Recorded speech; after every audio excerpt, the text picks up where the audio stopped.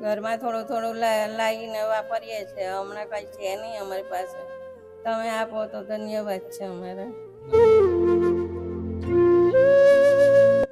દવાખાનામાં કેટલો ખર્ચો થઈ ગયો?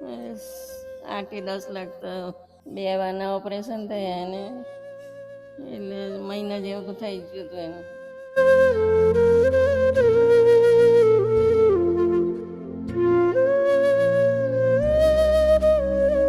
નમસ્કાર, જય શ્રી કૃષ્ણ દોસ્તો અમે લોકો આવી ગયા છીએ મૈધરપુરામાં. અને મૈધરપુરામાં આજે એવા પરિવારને મળવાનું થયું છે કે જેમાં દાદીમા છે અને જેમનો પુત્ર છે, જેમનો એક્સિડન્ટ થવાના લીધે માનસિક રીતે બીમાર છે. ઉંમર 25 કે 30 વર્ષની ઉંમર છે, પણ કંઈ કામ નથી કરી શકતા અને માનસિક રીતે પોતે એક્ટિવ નથી. અને સાથે સાથે દાદી છે કે મજૂરી કરીને કે કોઈ પણ જગ્યાએ રસોઈ બનાવીને પોતાનું ઘર ચલાવે છે. તો આજે આ પરિવારને મળવાનું થયું છે. તો વિડીયોને છેલ્લે સુધી જોજો. હું તમને બતાવવાનો પ્રયત્ન કરી અને દાદીમા પાસે જાણીએ કે શું કઈ રીતે આવી પરિસ્થિતિનું નિર્માણ થયું છે. દાદીમા, મારું નામ અનિકેત છે. તમારું નામ શું છે? સંધ્યા. અને સંધ્યાબેન, પરિવારમાં કોણ કોણ છે તમારા? અમે 3-4 છે. હા હા. 4 છે. એનો છોકરો, હું ને એની વહુ, ભાઈ 4 છે. તો અત્યારે કમાવા વાળું કોણ છે તમારા ઘરમાં? કમાવા વાળો તો કોઈ નથી. દીકરાને શું થયું છે તમારા? એ એક્સિડન્ટ થયેલો હતો. આજે 4 મહિના થયા. 5મો બેઠો છે હમણાં. હજુ જઈ શકતો નથી હોય, હજુ સર્વિસ પર. પેલા શું કામ કરતા હતા દીકરા? એ આપણે સચિન જીઆઈડીસીમાં હતા. સચિન જીઆઈડીસીમાં કામ કરતા યાનમાં. એવું. અને અત્યારે કેવી કન્ડિશન છે એમની? અત્યારે પરિસ્થિતિ ખરાબ છે અમારી. પરિસ્થિતિ ખરાબ છે. તો અત્યારે આ ઘર કઈ રીતે ચલાવો? ખાવાનું હોય, રસોઈ એ બનાવવાની? તો હવે આમથી ત્યાંથી લઈને લીધેલું છે. દવાખાનામાં કેટલો ખર્ચો થઈ ગયો? 8-10 લાખ તો 2 વારના ઓપરેશન થયા એને, એટલે મહિના જેવું તો થઈ ગયું હતું એનું. ઘરમાં કેવી કેવી તકલીફ પડે છે અત્યારે? પડે છે બધી રીતે. કોકવાર તેલ ના હોય, ઘઉં ના હોય, ચોખા નહીં હોય, એવી રીતે તકલીફ પડે છે.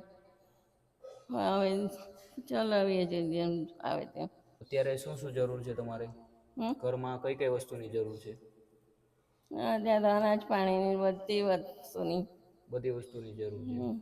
અને આ સાથે સાથે જે તમારા દીકરા છે એ બોલે છે કે નથી બોલતા અત્યારે? આમ બોલે બધું, પણ નામ ખ્યાલ નહીં આવતો એને. નામ ને ગલીઓને નામ, બાકી આમ બધી રીતે સુવ્યવસ્થિત છે.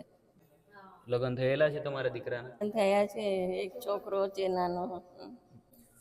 દોસ્તો જોઈ શકો છો દાદીમાં કે જો મોટી ઉંમરના છે અને દીકરાનું 6 મહિના પહેલાં એક્સિડન્ટ થયેલું હતું.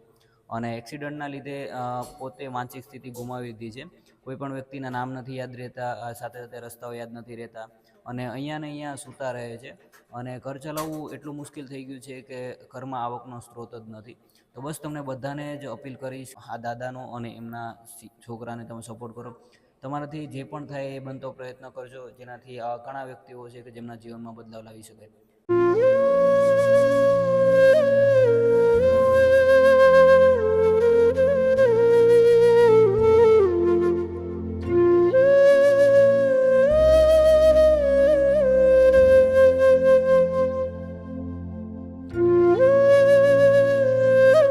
રસોડામાં શું શું પડ્યું છે અત્યારે?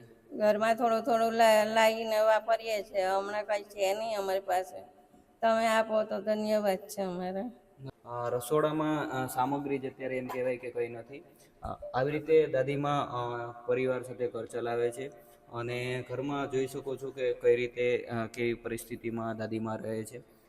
ઘરમાં કરિયાણું નથી, તેલ નથી અને સાથે સાથે દીકરો છે કે જે માનસિક સ્થિતિ એમની સારી નથી અને કામે પણ નથી જઈ શકતા, કેમ કે એમને નામ યાદ નથી રહેતું અને રસ્તાઓ પણ યાદ નથી રહેતા. દાદીમાને કોઈ આપી જાય તો જ એમનું ઘર ચાલતું હોતું હોય છે. અને સાથે સાથે દાદીમાને શ્વાસની બીમારી છે અને સાથે સાથે એમને સંભળાતું પણ એટલું બધું નથી. તો બસ આવી પરિસ્થિતિમાં દાદીમા જીવે છે અને એમના દીકરાને મોટો કરે છે. અને એમના દીકરાનો પણ દીકરો છે, તો બધાને જ એક સાથે લઈને ચાલવું બહુ અઘરું છે. તો બસ તમારાથી બનતો સપોર્ટ કરજો, જેનાથી આ વ્યક્તિઓના પણ ઘર ચાલે. તો બસ મળીએ છીએ એક નવા વિડીયોમાં, નવી વ્યક્તિ સાથે, નવી ઉમ્મીદ સાથે, એક નવા વિચાર સાથે. જય હિન્દ, જય ભારત.